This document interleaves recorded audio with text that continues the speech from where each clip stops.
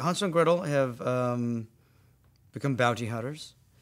Don't like witches for a very good reason, right? And that's what their lives are. And it's the one line on it's pretty interesting.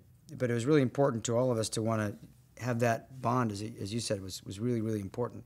Going through such a tragedy, when you only have each other, you don't have parents, and witches are trying to eat you.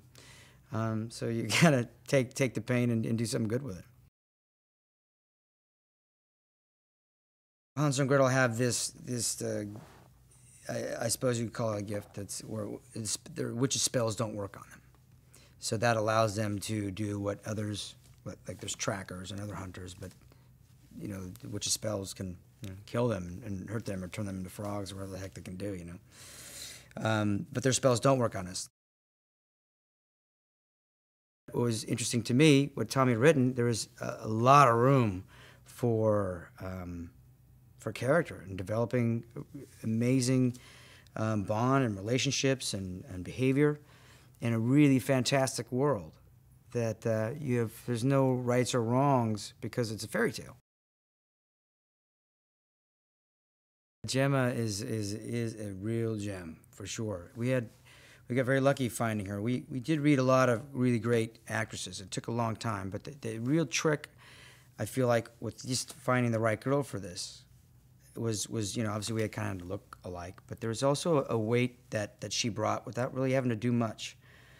Whether it be her own past experience, I don't know, couldn't tell you, but because we looked alike and there was something already right there, and we couldn't have been more lucky to have found Jim. Peter Stormare plays the sheriff. He's a very big character in the sense of energy and sort of how he kind of presents things, very theatrical. And he plays a really tremendous villain. He's not in a sort of twisty mustache way, but just sort of in a unpredictable sort of behavior that makes him unsavory, I suppose. Pila was also another really wonderful, lucky find for us. That we found early, but we wanted. We're glad we got her, and she has a really wonderful quality about her as a woman, and also as an actress, and it's and the through line between the two is just that she's charming. She's elegant, she's beautiful, and she's funny, and you just kind of want to. You want to stare at her. It's like to me, her face is like a piece of art. I just always find myself just staring at her, and she couldn't be more sweet and a tremendous actress.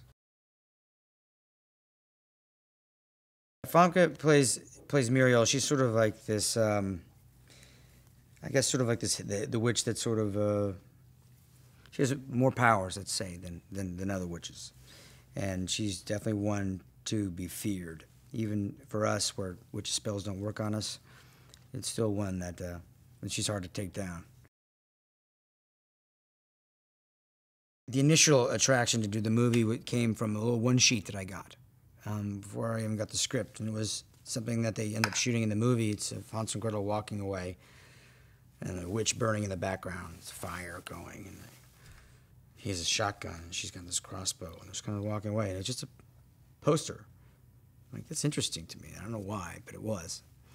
And then, being in actually shooting it, it was as I imagined it to be, and even more so sometimes. Having the environment and the world around you feel like it was. So I didn't have to do any green screen, really, for the most part. I got to use the surroundings as I would, as if I was there. I wanted to not leave that world.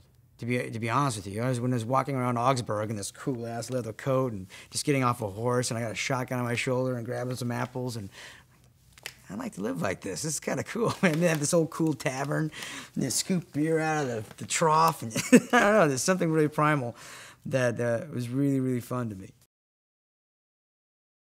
Most of it is all practical. Even the witches flying off on brooms, all practical. It's not CGI. They're all on wires or whatever it might be. It's awesome. I mean, there's this scene where I come down from the top of the mountain with Pila and leave her there with a machine gun and come down around, and literally there's 60 witches there, and we're probably the structure of rock is, I don't know, 70 feet or whatever, 50 feet. It's massive. They're just shooting witches, and they just start taking off on brooms like when you flick on a light and the cockroaches scatter. I mean, it's the funniest thing. It really I started to giggle about it. There's nothing else like it. I always knew if I can get him to smile ear to ear, like, okay, there's a good take, or there's a good scene, or there's a good suggestion, or whatever the heck it was. It's like, he's soft spoken, he's quiet, but with that, he can command the set, and he knows what he wants. And I mean, he wrote this story, and he knows what it should be.